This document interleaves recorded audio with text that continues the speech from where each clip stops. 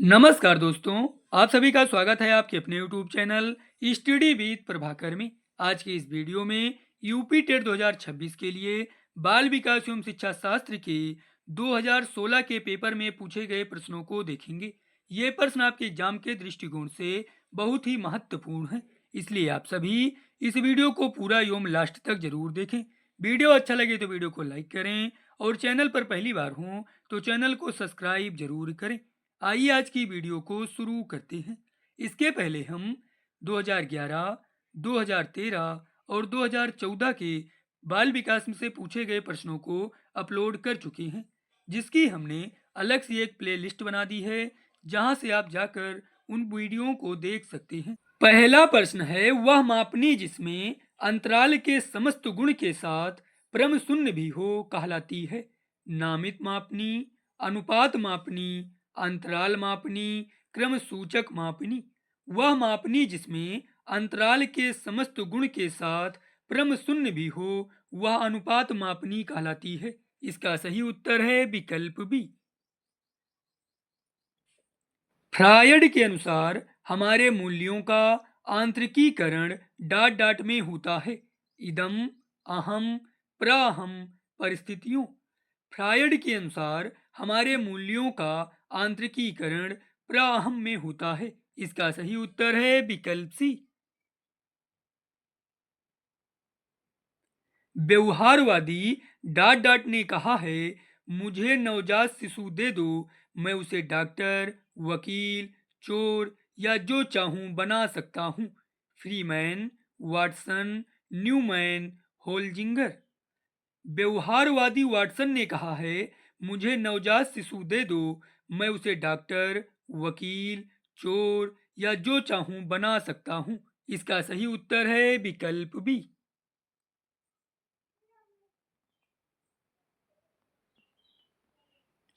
ध्यान आकर्षित होने में डॉट डॉट की प्रमुख भूमिका होती है। उद्दीपन की तीव्रता, उद्दीपन की उपदेयता, उद्दीपन की विश्वसनीयता, उद्दीपन की सक्रियता। ध्यान आकर्षित होने में उद्दीपन की तीव्रता की प्रमुख भूमिका होती है।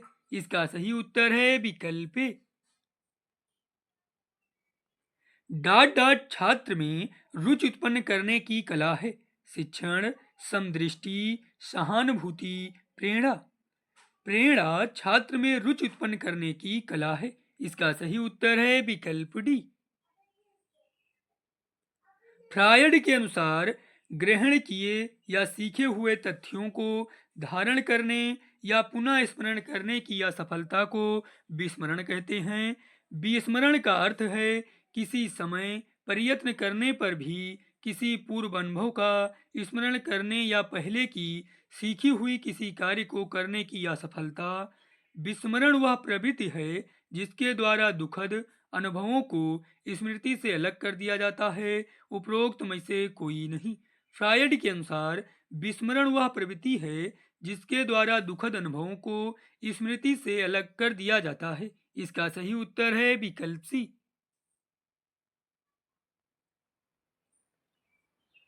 SOR किसके द्वारा प्रस्तावित किया गया है? वाटसन, कोहलर, कोप्फा, गेस्टाल्टवादी मनोवैज्ञानिकों। SOR वुडवर्थ द्वारा प्रस्तावित किया गया है। इसमें दिए गए सभी विकल्प गलत हैं। ध्यान को केंद्रित करने की यांत्रिक दशा है। अवधि, नवीनता, रुचि, आकार।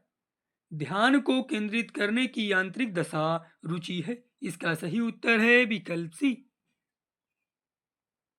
एक परिस्थिति में अर्जित ज्ञान का दूसरी परिस्थिति में उपयोग कहलाता है। सीखने की विधियां, सीखने में स्थानांतरण, सीखने में पठार, सीखने में रुचि।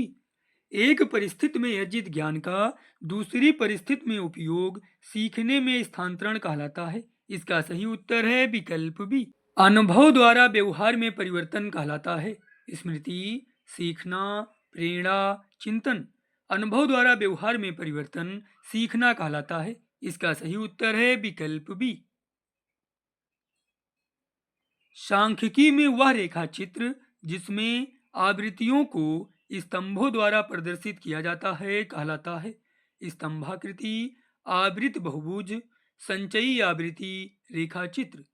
सांख्यिकी में वह रेखाचित्र जिसमें आवृत्तियों को स्तंभों द्वारा प्रदर्शित किया जाता है स्तंभाकृत कहलाता है। इसका सही उत्तर है विकल्प ए। विकास की किस अवस्था में बुद्धि का अधिकतम विकास होता है? बाल्यावस्था, शैशवावस्था, किशोरावस्था, प्रौढ़ावस्था। विकास की बाल्यावस्था में बुद्धि का अधिकतम विकास होता है। इसका सही उत्तर है विकल्प ए। शिशु का अधिकांश व्यवहार आधारित होता है मूल प्रवृत्ति पर, नैतिकता पर, वास्तविकता पर, ध्यान पर। शिशु का अधिकांश व्यवहार मूल प्रवृत्ति पर आधारित होता है। इसका सही उत्तर है विकल्प ए। अंतःदृष्टि सूझ द्वारा सीखने के सिद्धांत में कोहलर ने प्रयोग किया था। कुत्ते पर, वनमानुषों पर, चूहों पर, बिल्ली पर। अंतःदृष्टि सूझ द्वारा सीखने के सिद्धांत में कोहलर ने वनमानुषों पर प्रयोग किया था। इसका सही उत्तर है विकल्प बी। यह आवश्यक नहीं है कि उच्च बुद्धि लब्ध वाले बच्चे डांट डांट में भी उच्च होंगे।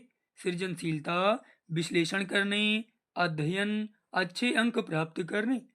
यह आवश्यक नहीं है कि उच्च बुद्धि लब्ध वाले बच्चे सृजनशीलता में भी उच्च होंगे। इसका सही उत्तर है विकल्प ए।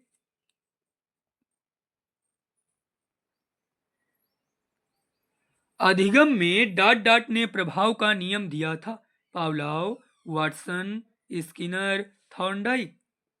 अधिगम में थॉर्नडाइक ने प्रभाव का नियम दिया था। इसका सही उत्तर है विकल्प डी।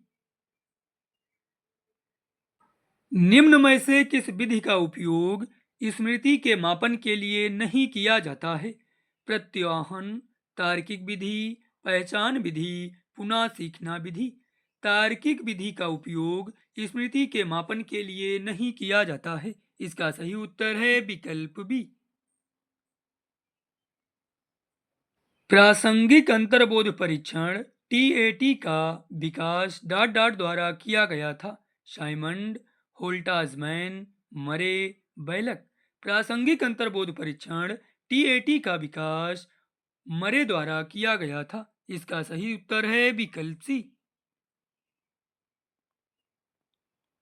मनोविज्ञान का शिक्षा के क्षेत्र में सबसे बड़ा योगदान है। विषय केंद्रित शिक्षा, शिक्षक केंद्रित शिक्षा, क्रिया केंद्रित शिक्षा, बाल केंद्रित शिक्षा। मनोविज्ञान का शिक्षा के क्षेत्र में सबसे बड़ा योगदान है बाल केंद्रित शिक्षा। इसका सही उत्तर है विकल्प डी। निम्नलिखित में से कौन सा वृद्धि और विकास के सिद्धांतों से संबंधित नहीं है?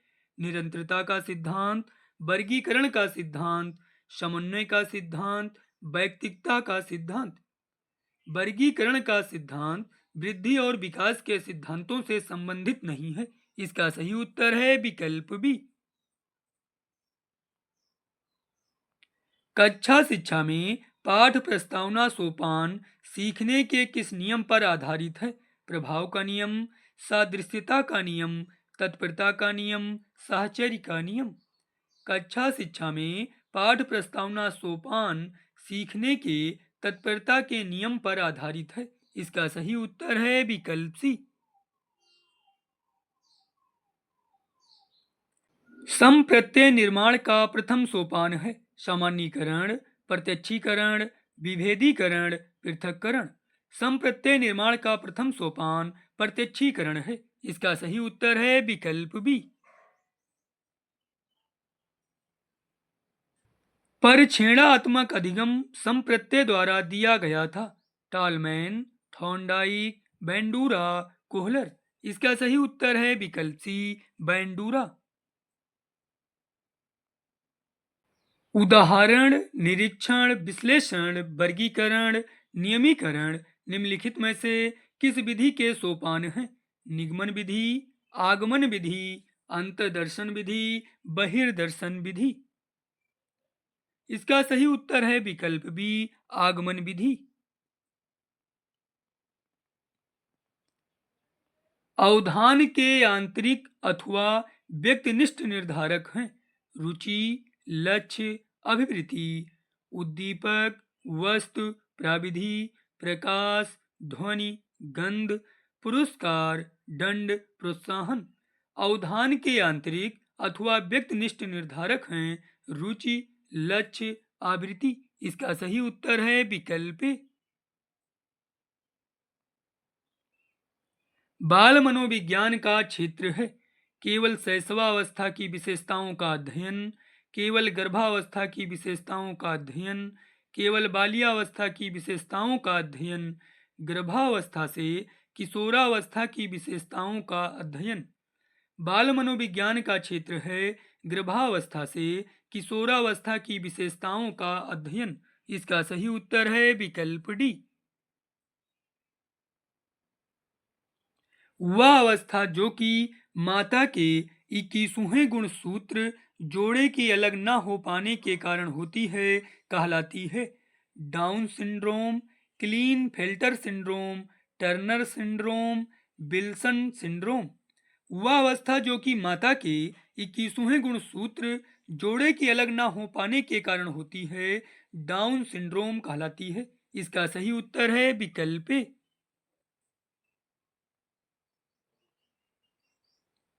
कोहल वर्ग के अनुसार किस अवस्था में नैतिकता बाह्य कारकों द्वारा निर्धारित होती है? पूर्व पारंपरिक अवस्था, पश्चात पारंपरिक अवस्था, उपरोक्त में से कोई नहीं। कोहल वर्ग के अनुसार पूर्व पारंपरिक अवस्था में नैतिकता बाह्य कारकों द्वारा निर्धारित होती है। इसका सही उत्तर है विकल्प ए। निम्नलिखित में से कौन सा एक सही क्रम है? इसका सही उत्तर है विकल्प डी अंडाणु, शुक्राणु, युग्मनज, ब्लास्टोसिस्ट। अंतर्मुखी, बहिर्मुखी तथा उभयमुखी व्यक्तित्व का वर्गीकरण डॉट डॉट द्वारा किया गया था। क्रेचनर, सेल्डन, युंग, स्पेंजर। अंतर्मुखी, बहिर्मुखी तथा उभयमुखी व्यक्तित्व का वर्गीकरण युंग द्वारा किया गया था। इसका सही उत्तर है विकल्प सी। आप सभी को यह वीडियो कैसा लगा हमें कमेंट करके जरूर बताएं। धन्यवाद।